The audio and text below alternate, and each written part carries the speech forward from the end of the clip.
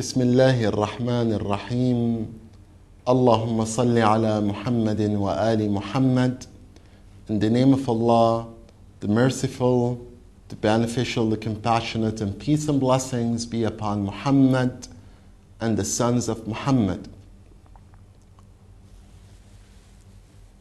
When we look at the analysis of behavior in the eyes of Imam Husain alayhi salam, we need to stick to one of his main sayings in Karbala'a. He says, people are the servants of the world. الناس عبيد الدنيا. And touch religion by their tongues. And touch religion by their tongues, till such that they know that religion does not harm them. Otherwise, they would move and spin around it. A key factor when we look at how people relate to Islam, how people relate to religion. A lot of people want to become Muslims who live in comfort, who live in economic prosperity. And all of us have that as a goal. But what if we do not have that? Do we change our path, or do we stick towards the righteous path of Islam? This is a key factor. And when he begins his speech by saying, a people are servants of the world. الناس عبيد الدنيا. What does he focus on? What does he point to? Imam Hussein alayhi salam points to that people, when they relate to religion, they could adapt to religion for worldly causes. They could look for the hereafter based on their selfish interest. A lot of people, when they think of the hereafter, all they think of is palaces. All they want is good food, and to have the pleasures mentioned in the Quran of the hereafter. Well, that should not be the case of a righteous believer. Heaven is actually meeting Allah, and hell is being far away from Allah. Heaven is becoming close to Allah, and hell is becoming far away from Allah. This is how we should relate to Allah subhanahu wa ta'ala. So people in general could be servants of this world. All they think of is how to increase their financial income, how to have a better life externally, and their attitude towards life in general, especially in this materialistic life, their attitude towards life is extrinsic and not intrinsic. Their goals are extrinsic: to have better food, better clothes, better home, to have more luxury, to have more entertainment. And this is all part of dunya. It should not be our goal. One of the reasons this world was called dunya means shallow. Shallow. It should be not the goal of a true believer to come down to shallow levels. His goal should be looking up to the skies and reaching to peace from within, reaching to serenity, which is brought down from the sky. And people touch religion by their tongues. They deal with religion just like chewing gum. They might like to talk about religion, discuss religion, understand religion, but unfortunately they might not practice religion. A lot of us might deal with religion just like a buffet.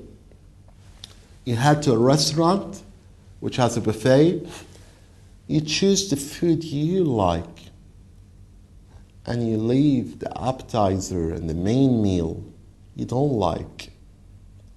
Religion should not be taken in the same way. It's not in accordance to your selfish desires. You should either take religion as whole, or you should not claim to be a true follower of Islam.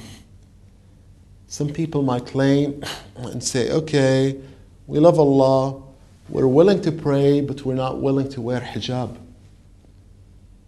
Well, that's never the case of a true believer. So that's why a lot of people touch religion by their tongues, but they do not touch religion by their behavior. They do not touch religion by their hearts. Later on, Imam Hussein says in the speech, till such time that they know that religion does not harm their interest. If religion does not harm your interest, you could stand next to it. Why?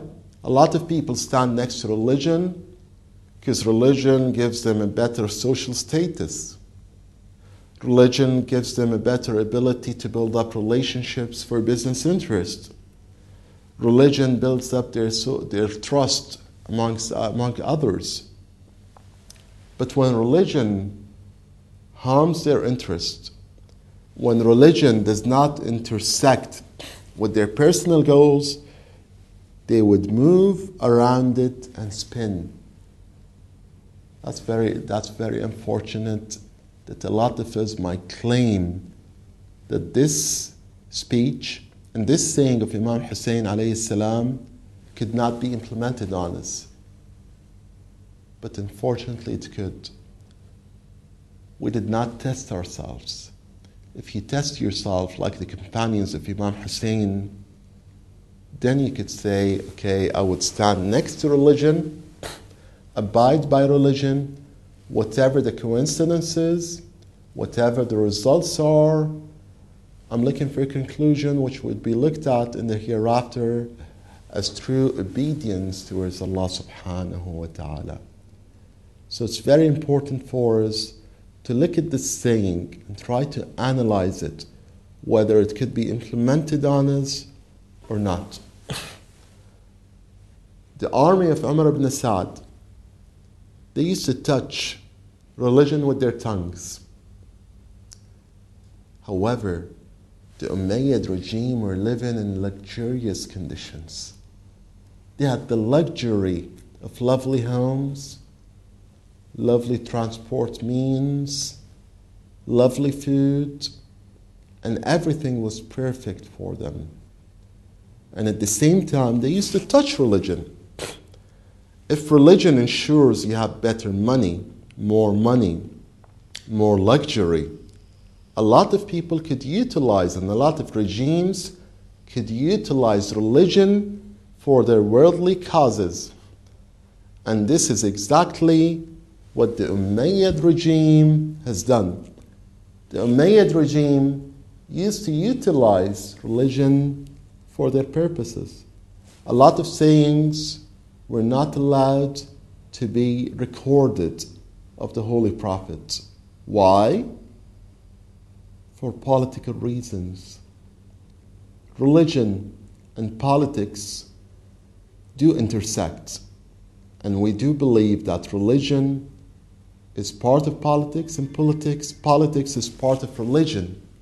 However, it's very crucial and important to know that once religion, which is full of morals, ethics, and guidelines governs politics, politics would be moral and ethical.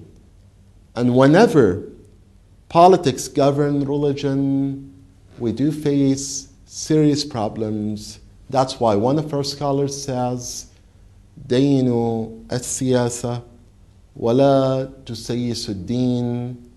Ensure that politics is governed by religion and do not govern religion by politics. May Allah enlighten our hearts with the love of Imam Hussein, and peace and blessings be upon Muhammad and the household of Muhammad.